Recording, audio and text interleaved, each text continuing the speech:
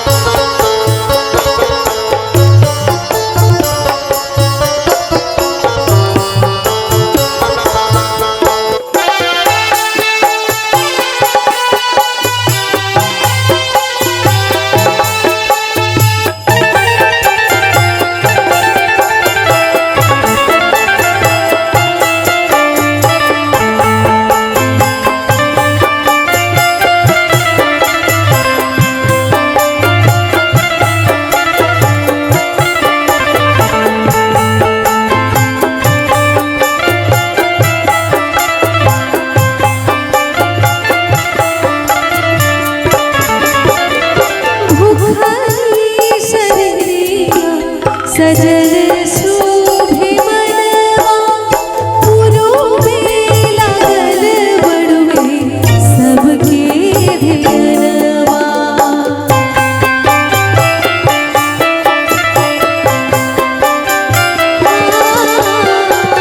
भूखली शरीरिया सजल शोभे मनवा पुरोबे लागल बड़ुए सबके